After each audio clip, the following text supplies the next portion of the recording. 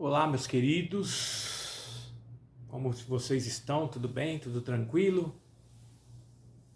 Sextou, temos aí mais um final de semana abençoado por Deus. E hoje eu queria trazer uma reflexão para nós a respeito da oração, porque eu estava analisando aqui a oração. Ela tem pelo menos 4 estágios que a gente pode, para nós usarmos para falar com Deus, certo? Então, a primeira, você pode buscar; a segunda, orar; a terceira, clamar; e a quarta, rogar. Então, eu falei, deixa eu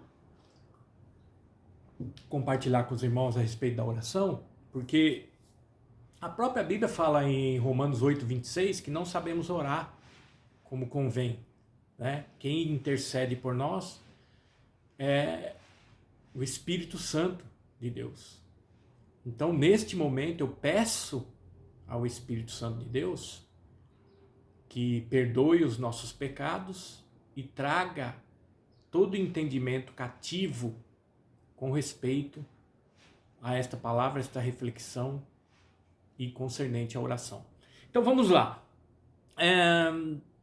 Por quê? Porque você ora, você pede, há muito tempo você vem pedindo a Deus e parece que a resposta, ou as respostas, plural, não vem.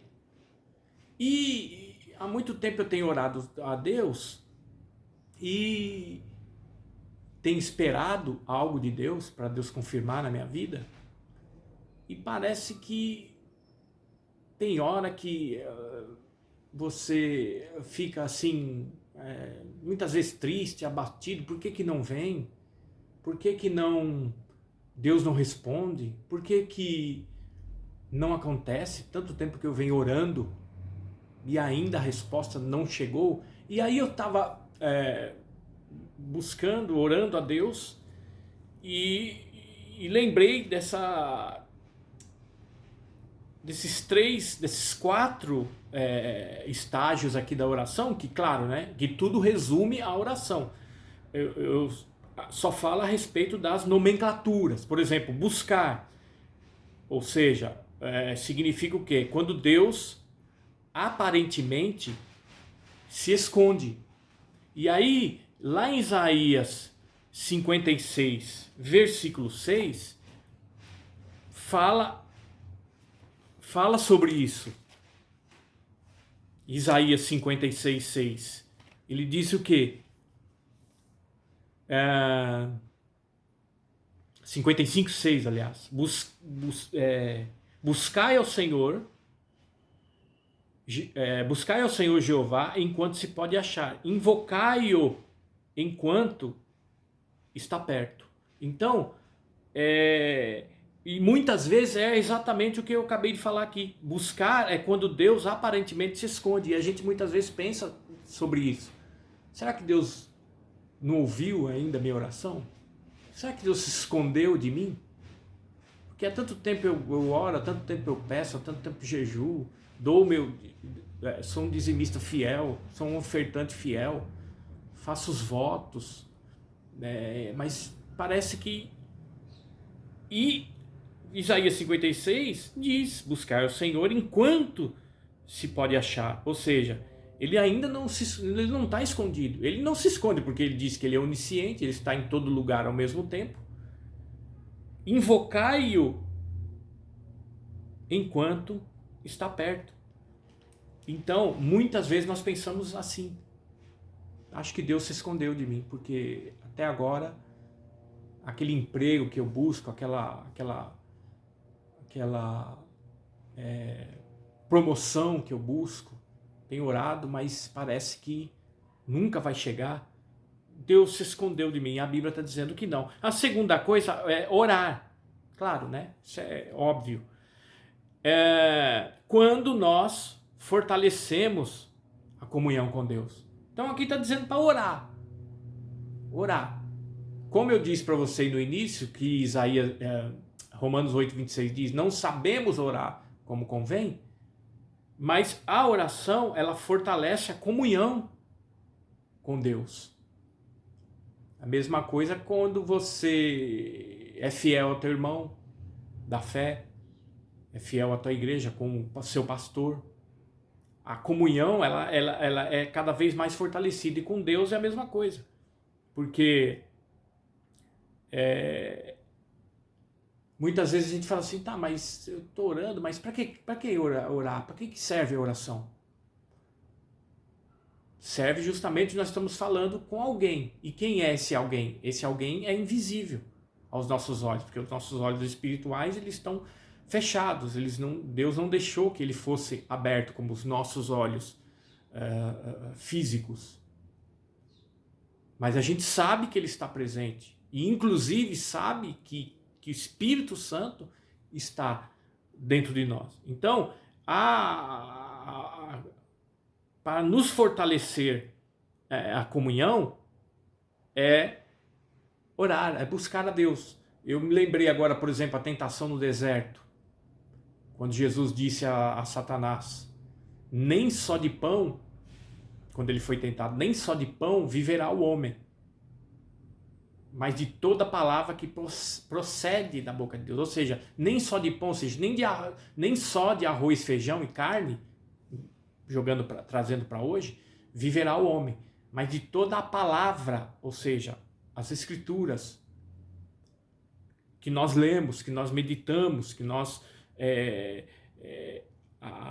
meditamos. A meditação é como a nossa mente fosse a boca que mastiga quando a gente está lendo, a gente está meditando na Bíblia. A boca, a mente é a boca, que é a meditação. Não é só ler e pronto, acabou. Não, mas deixar o Espírito Santo trabalhar, deixar a mente mastigar o que você está lendo. Certo? Tem o clamar, quando é impossível, o clamar é quando o impossível entrou na nossa história. Ou seja, na tua cabeça, na minha cabeça, não tem jeito, parece que não tem jeito, Deus não vai responder, porque demora demais, porque eu já tenho orado de madrugada, oro meio-dia, oro 3 horas da tarde, oro à noite quando vou deitar, e parece que quanto mais eu clamo, parece que se torna, se tornou impossível. Ou seja, o clamar é quando o impossível entrou, que nós achamos que o impossível entrou na nossa história de vida. E nós clamamos, nós buscamos, nós imploramos, e parece que a nossa história não muda. Mas sabendo que muda sim. Se nós continuarmos a clamar a Deus, a minha e a tua história, um dia ela vai mudar.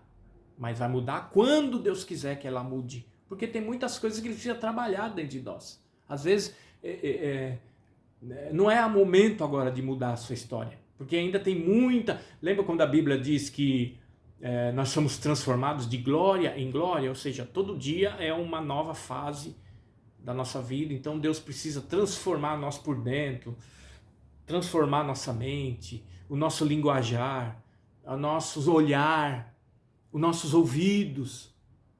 Então há um trabalho assim muito meticuloso que só Deus pode fazer para que depois desse clamor, que é o terceiro parágrafo que eu marquei, buscar, orar e clamar, para que esse clamor possa ser respondido no tempo certo, no tempo de Deus. Quando Deus fala assim, bom, agora Guilherme, agora João, agora Maria, você está pronto para a sua história mudar. Porque eu consegui, olha, nós vemos a história de José, por exemplo.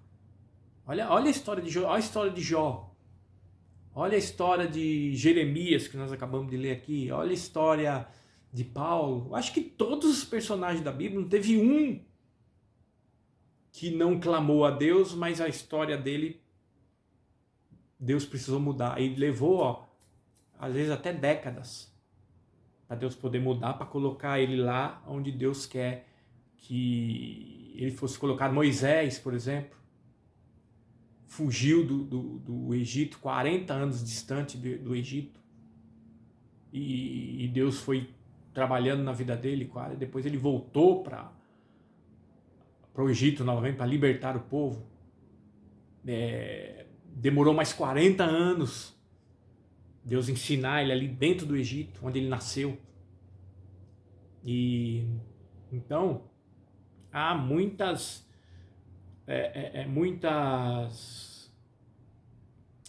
como que eu posso dizer, muitas coisas assim amarradas dentro de nós, não amarradas no sentido espiritual, mas amarradas que Deus está procurando o fio, a ponta da linha, para ele começar a trabalhar, para depois essa coisa de que quando a gente clama e quando que a gente parece notar que quando o impossível entrou na nossa história, é dessa forma que Deus quer trabalhar antes de transformar a minha e a sua história. E o quarto e último é o rogar. O que é rogar? Rogar é quando a resposta de Deus é não. É não. Mesmo assim, a gente clama, a gente ora e a gente busca. Então a gente faz os três. Quando a gente roga e a resposta de Deus é não. Porque na verdade, é que a maioria dos pastores hoje não conhece isso, então eles não ensinam para suas ovelhas. Há três possibilidades de Deus dizer sim, não e espera. E muitas das vezes, quando a gente roga a Ele, que a gente pensa que primeiro Ele se escondeu, depois Ele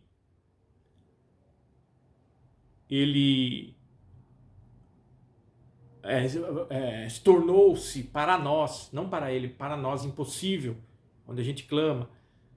E quando a gente roga, que é o quarto e último, e a resposta dele, a gente pensa que ele diz não. E muitas vezes ele diz não. Mesmo assim, a gente clama, ora e busca. Jeremias 33:3, o que diz lá? Clama a mim, eu te responder-te-ei, e anunciar-te-ei coisas grandes e ocultas. Na tua Bíblia aí tá coisas grandes e firmes, né? Mas no original está escrito o seguinte: clama a mim, responder-te-ei, anunciar-te-ei coisas grandes e ocultas que tu não sabes. Então, o trabalhar de Deus, o rogar aqui, é quando Deus está... não é que Ele não está dizendo não, mas Ele está dizendo não. Ou seja, o não aqui é o seguinte: não, eu não vou trabalhar do jeito que você quer, Guilherme. Eu não vou fazer do jeito que você está pensando, porque não vai dar certo. Então deixa eu trabalhar, deixa eu fazer a minha vontade em você. E é aí onde vem aquela palavra que a gente ora, a gente clama, a gente busca e diz assim: mas Senhor, no final da oração a gente fala assim: porém, Senhor, seja feito conforme a tua vontade e não a minha vontade. Jesus próprio diz isso a Deus: seja feita não a minha, mas a tua vontade. Afasta de mim esse cálice, ou seja, essa luta que eu vou passar, que eu já sei que eu vou passar na cruz. Todavia não seja como eu quero, Jesus falando para Deus, mas como tu queres. Então ele está nos ensinando da mesma forma que ele passou. Ele sabe do nosso problema, das nossas dificuldades no dia a dia. Então, para fechar, por que eu disse isso? Porque eu tenho orado a Deus, tenho buscado a Deus e Deus me tocou fortemente no meu coração me levou ao livro de Daniel, capítulo 10. E lá no capítulo 10, versículo 13, diz assim: mas o príncipe do reino da Pérsia, ou seja, o príncipe aqui não é carne e osso, igual a eu e igual a você, é o principado, que está lá em capítulo 6 de Efésios, versículo 12. O príncipe da Pérsia me resistiu durante 21 dias, mas eis que Miguel, um dos notáveis príncipes, veio para ajudar-me. Por isso eu triunfei e ali junto aos reis da Pérsia. Então, Deus me mostrou assim, Guilherme, porque você ora, mas você não esqueceu que em cima os principados impedem os anjos de trazer a bênção até você. Trazer a bênção até Maria, até José. Aí eu pensei, falei, é mesmo? Enquanto eu estou orando aqui para Deus enviar os seus anjos para amarrar os demônios que estão fora dos seus habitats, que é no céu físico, e lançá-los no abismo, eu estou esquecendo que não é de baixo só que eu luto, é o de cima também, que impede a bênção descer até mim, até você. E aí quando Deus me despertou nessa palavra, eu falei, tá, então já sei, agora sim, eu estou sabendo que muitas das vezes, inclusive depois de tudo isso aqui que eu expliquei, você está orando, mas em cima os demônios não deixam a sua bênção chegar, a resposta chegar até você. Por quê? Porque o príncipe ali está impedindo o anjo mensageiro passar. E aí é obrigado a vir Miguel, por isso que você tem que clamar, tem que rogar, tem que buscar, até que Miguel venha, rompa essa barreira, tira este principado, que são demônios das trevas, que está atrapalhando o mensageiro chegar até nós. É isso. Então muitas vezes a gente ora, mas por falta de ler a Bíblia a gente não entende que a barreira vem de cima. Às vezes a gente tem preocupado aqui embaixo, mas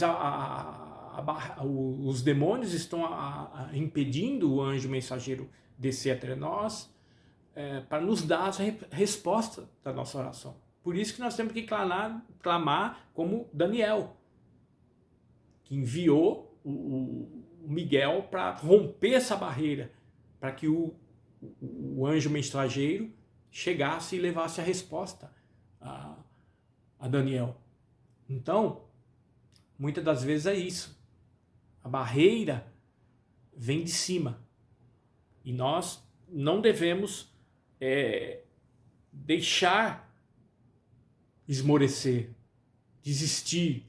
Deus se escondeu, Deus não está ouvindo, Deus não está... Claro que Ele está. Ora, se o Espírito Santo está dentro de mim, dentro de você, claro que Ele sabe. E Ele ainda que te revela, como eu falei aqui,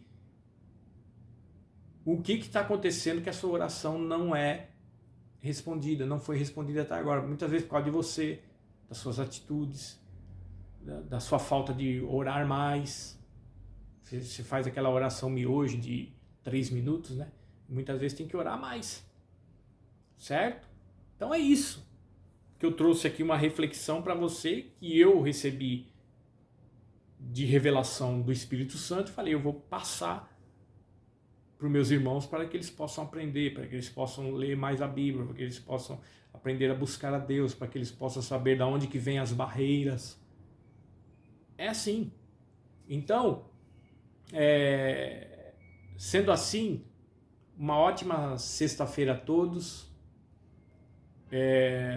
e que o Espírito Santo de Deus continue falando no meu coração, e um ótimo final de semana a todos. Muito obrigado pela sua atenção e continue orando por nós, porque eu continuo aqui orando por os irmãos do YouTube, do Face, que ouvem as minhas lives e têm aprendido muito com a palavra de Deus. Amém? Muito grato e Deus abençoe a todos em nome de Jesus.